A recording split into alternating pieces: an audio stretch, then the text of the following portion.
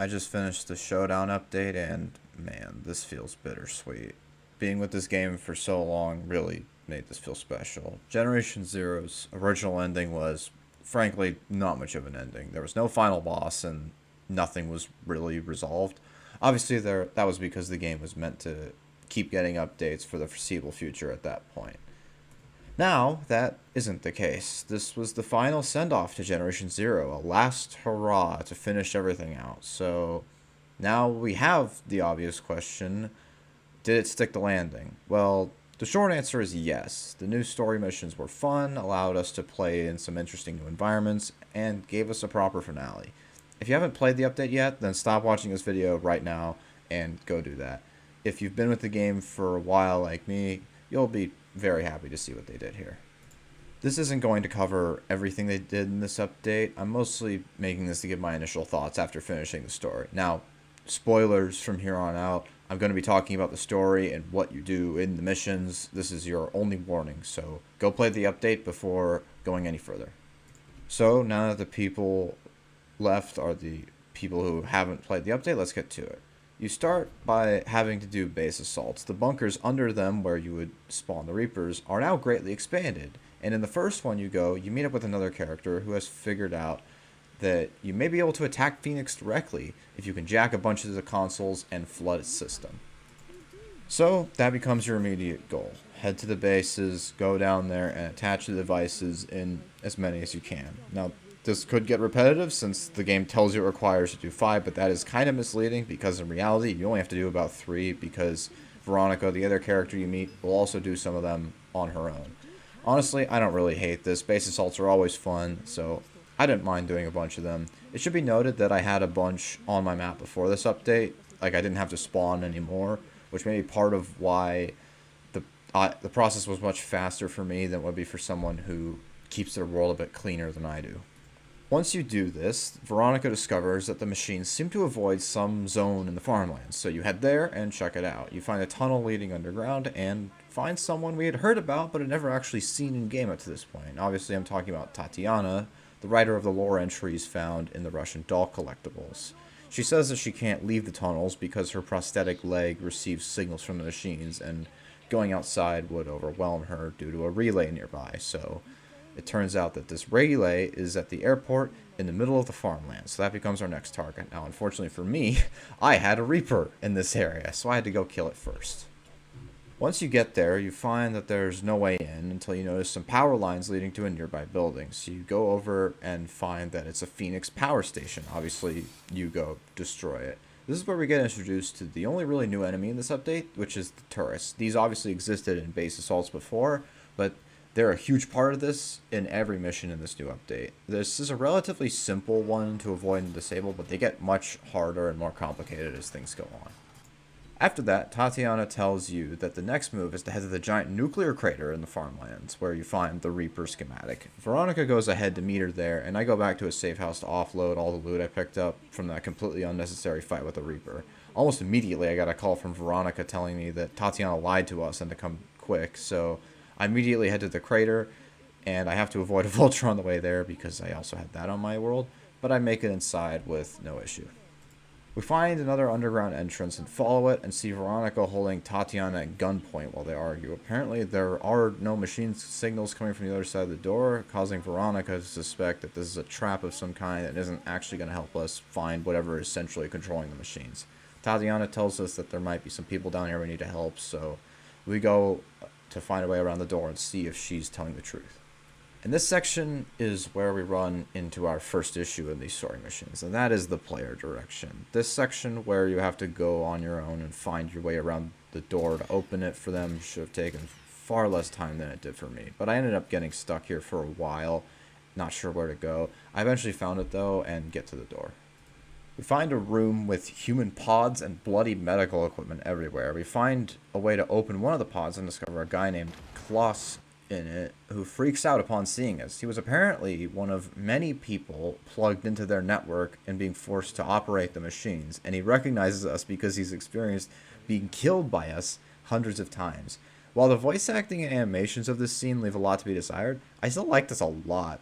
The player being as much of a monster as Phoenix is an idea I wish was explored a lot more, so any trace of it is nice. Now, unfortunately, this is all we get of that aspect of the story in these missions.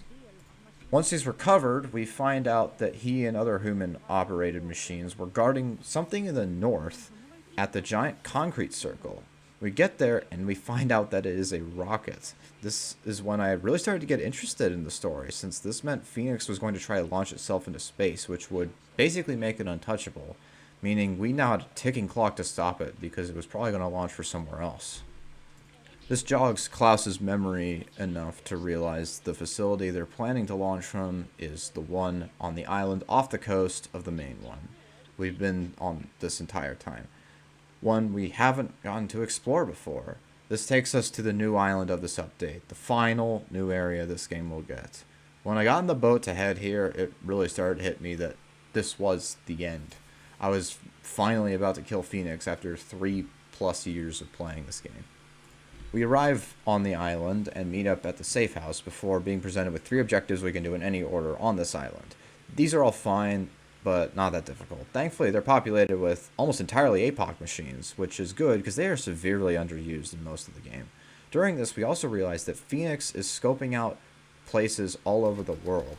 The characters quickly realize that Phoenix plans to hack a bunch of these once they get into orbit, meaning that Osterhorn is no longer going to be the only part of the world in danger. Honestly, I like this plot line. Sure, it's not that surprising, but it adds some extra stakes and makes Phoenix seem to actually be a real threat, since it feels kind of absent after you complete the story up to this point. We head to the 3 objectives and start picking them off. The first thing I noticed was that APOC Seekers are apparently a thing now. I don't think they ever showed up anywhere else. I'm not really sure what differentiates them from other Seekers, but whatever. This is also where another change they made started to show up, and that's the rebalancing of over-encumbrance. Before, when you were over-encumbered, you simply lost the ability to sprint and fast travel. Now you can fast travel when over-encumbered, but they made it so that regular walking takes stamina, like sprinting would normally, and you slow to a crawl if you keep walking after that. And while I like being able to fast travel all over encumbered, I don't particularly like the changes to walking and stamina. All it does is make being over encumbered even more of a pain than it already was. If you're a loot goblin like me, that's going to be a huge issue. Anyway, we continue with the objectives to get ready. We break into a tunnel underneath one of them and have to fight our way through a whole underground labyrinth. Along the way, there are turrets and regular enemies around almost every corner, keeping you on your toes as you push forward. Most of this actually works pretty well, but there is one section I struggled with, that being this one. It might just be me, but it took quite a while for me to figure out how to get past this. Eventually I figured out the solution was to get through without being spotted and crawl along the ground and avoid the lasers. After this, we finally get to the launch site. We find the rocket protected by a series of shield generators, the same kind that you would see on the Reaper. Tatiana says that she can vent some of their coolant, which will reduce the amount of power the generators have. This will mean that they will only be able to reject the rocket and not themselves, which gives us a chance to destroy them. So, with this being the only plan we have, we go for it. We run into the silo and try to make our way to the generators, having to fight through machines and shielded turrets every inch of the way. We get inside the silo, and it is total chaos. Turrets are firing from every corner as we desperately try to destroy the generators in time. Honestly, this is my favorite part of the new missions. It really feels like a race against the clock, with Phoenix throwing everything it has at you. We destroy the generators, but are still unable to do enough damage to the rocket in time. Before all hope is lost, one of the characters realizes we may be able to use an emergency override to close the silo doors on top of the rocket and trap it. So we make a mad dash to the surface with machines still on our tail to do that. We fail to close the doors all the way in time, but they close just enough to damage the rocket as it launches and cause it to go off course and explode, meaning we win.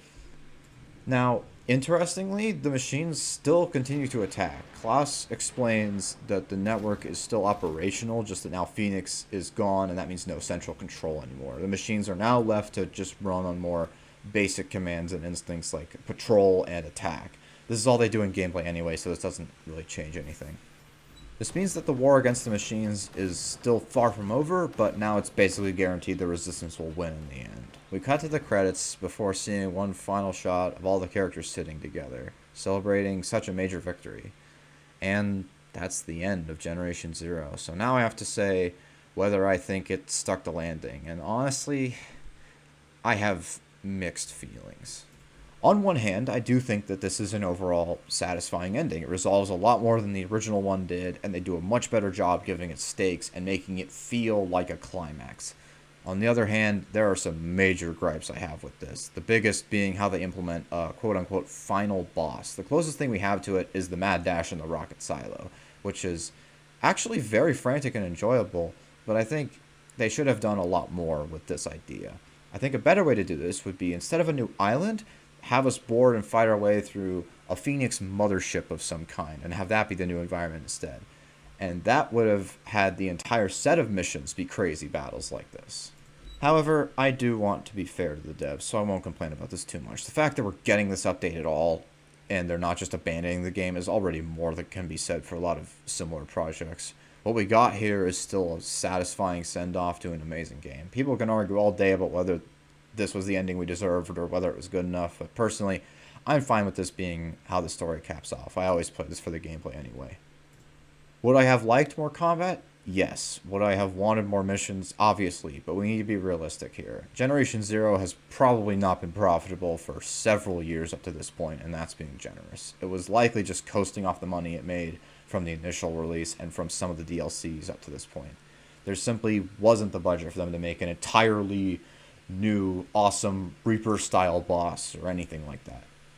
If there had been a more direct final boss, I would expect it to probably have just been a Reaper or some kind of environmental thing, like an expanded version of the rocket silo section.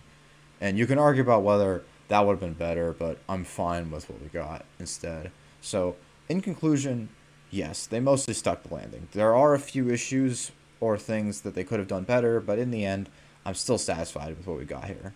On top of all the story stuff, there's tons of other things this update added that I haven't even gotten to trying out yet, like the 3 new experimentals or the changes to base defenses. You can see in some of my footage I got the experimental AK, but I have not managed to get my hands on the other 2 to try them out yet. I do like the AK a lot, though.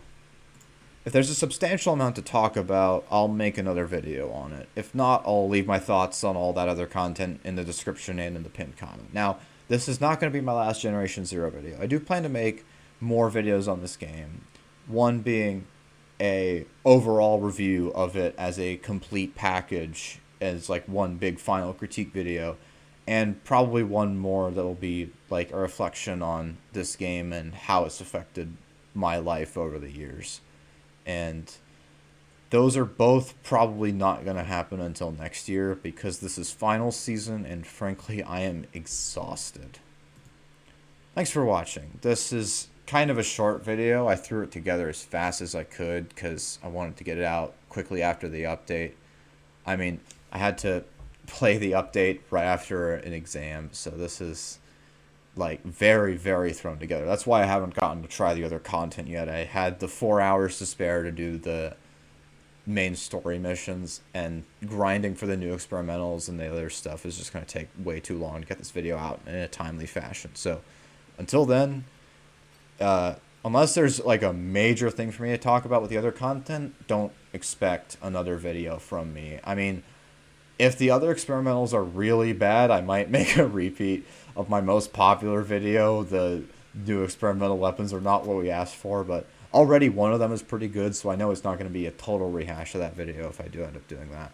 So yeah, if you're new here and you want to see more content like this, obviously do all the YouTube stuff. That tells me to make more stuff like this, and it tells YouTube you want to see more of it. So yeah, thanks for watching, and I'll see you next time.